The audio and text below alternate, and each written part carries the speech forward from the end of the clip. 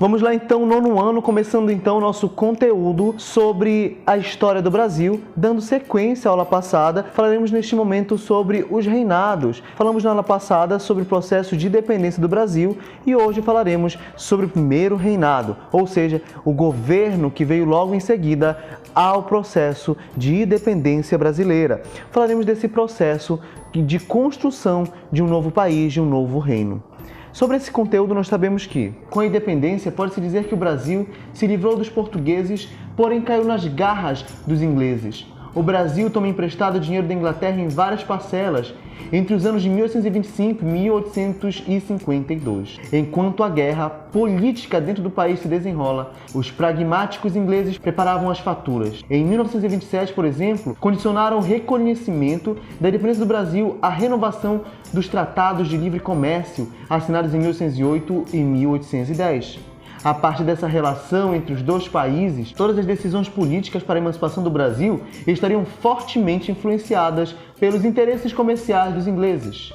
A Constituição de 1824. O primeiro projeto de Constituição do país foi elaborado por uma Assembleia Constituinte em 1823. Diante do risco da redução dos seus poderes, Dom Pedro I, que tinha ideias absolutistas e centralizadoras, fechou a Assembleia Constituinte com o apoio das tropas imperiais. Os representantes do Partido Brasileiro ficaram descontentes com o fechamento da Assembleia Constituinte. Tentando aliviar tensões, Dom Pedro I nomeou 10 brasileiros natos de sua confiança para elaborar um projeto de Constituição. Concluído o trabalho, em março de 1824, Pedro I outorga, isto é, impôs a primeira Constituição do país. A Constituição de 1824 estabelece a existência de 4 poderes: legislativo, elaborar, aprovar as leis do país; o executivo, cuidar da administração pública; o judiciário, julgar e ampliar as leis do país; e moderador, poder exclusivo do imperador e estava acima dos demais. Contudo, a Constituição de 1824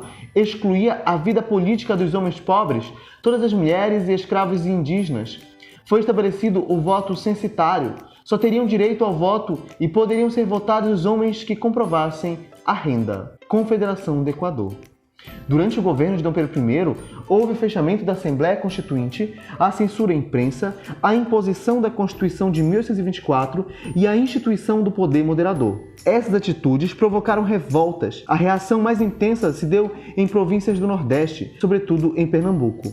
Era a Confederação do Equador. Nas províncias existiam vários motivos para o descontentamento. Pequenos comerciantes militares de baixa patente, mestiços, negros, livres e escravizados viviam na pobreza. A elite da região preocupava-se, por exemplo, com queda nas exportações de açúcar e a cobrança de elevados impostos. Assim, por um momento, esses grupos sociais uniram-se contra atitudes autoritárias do imperador. Durante a Confederação do Equador, líderes como Frei Caneca e Cipriano Barata defendiam a criação de uma república onde as províncias tivessem autonomia. Frei Caneca tinha participado da Revolução Pernambucana em 1817 e foi um membro importante da oposição liberal a partir de 1824. Em seu jornal, Tifes Pernambucano, defendia que o Brasil deveria ser uma federação, pois tinha um território vasto, população diversificada e muitas riquezas. Caneca criticava a imposição da Constituição por Dom Pedro I, condenava a existência do poder moderador e era contra o mandato vitalício dos senadores. Cipriano Barata foi um político e jornalista baiano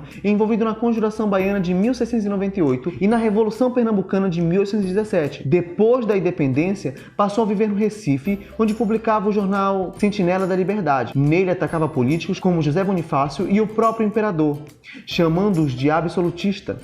Cipriano Barata não participou dos combates da Confederação do Equador porque estava preso no Rio de Janeiro, porém sua atuação anterior influenciou o movimento.